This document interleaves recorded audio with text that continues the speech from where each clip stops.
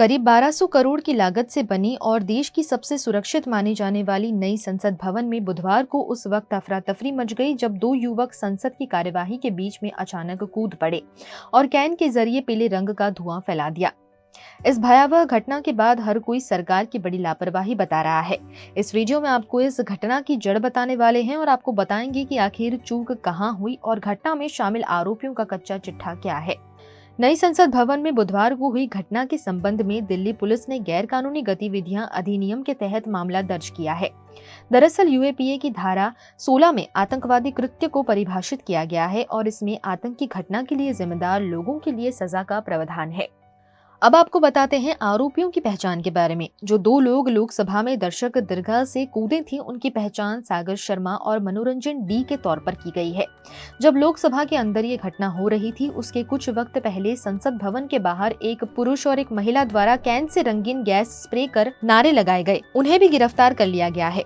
दोनों की पहचान अमोल शिंदे और नीलम देवी के रूप में की गई है। वहीं दो अन्य आरोपी विक्की शर्मा और उसकी पत्नी वृंदा को पुलिस ने गुरुग्राम से गिरफ्तार किया है। ललित झा नाम के युवक को पुलिस तलाश रही थी। वहीं संसद में घुसपैठ केस के मास्टरमाइंड ललित मोहन झा ने गुरुवार देर रात दिल्ली पुलिस थाने में सरेंडर कर दिया। पुलिस ने ललित को गिरफ्तार कर लिया। पुलिस सूत्रों ने बताया कि वो महेश नाम के एक व्यक्ति के साथ दिल्ली के कर्तव्य पथ पुलिस स्टेशन पहुंचा था। पुलिस ने बताया कि घटना का वीडियो बनाने के बाद ललित ने उसे इंस्टाग्राम पर डाला और कोलकाता के एक एनजीओ को भेजा ताकि ये मीडिया तक पहुंच सके। इसके बाद वो मौके से फरार हो गया था। वो अपने सभी साथियों के मोबाइल फोन भी ले गया था, जिसे उसने जला दिया ताकि सबूत मिटाए जा सके। पहला आरोपी सागर शर्मा लखनऊ का रहने वाला है। 12वीं उत्तीर्ण सागर ई रिक्शा चलाता है। उसके पिता कारपेंटर है। सागर एक साधारण परिवार से नाता रखता है। सागर 3 दिन पहले मां से ये कहकर घर से दिल्ली आया था कि वो प्रदर्शन करने के लिए जा रहा है। दूसरा आरोपी मनोरंजन डी कर्नाटक का रहने वाला है। वो पेशे से इंजीनियर है। इसी के द्वारा संसद भवन के अंदर धुएं का डिब्बा फेंका गया था। सभी आरोपी एक दूसरे को पहले से जानते थे। वे लगातार संपर्क में थे। दोनों ने मिलकर धुएं के डिब्बे को जलाने की साजिश रची थी। तीसरी आरोपी नीलम हरियाणा के हिसार की रहने वाली थी, जो सिविल सर्विस की तैयारी कर रही थी।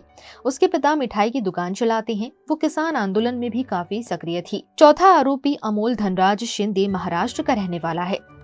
अमोल बीए ग्रेजुएट है। 25 वर्षीय अमोल शिंदे अनुसूचित जाति समुदाय से है। उसके घर की आर्थिक स्थिति बेहद खराब है। माता पिता और 2 भाई भी दिहाड़ी मजदूर हैं। अमोल सेना और पुलिस भर्ती की तैयारी कर रहा था।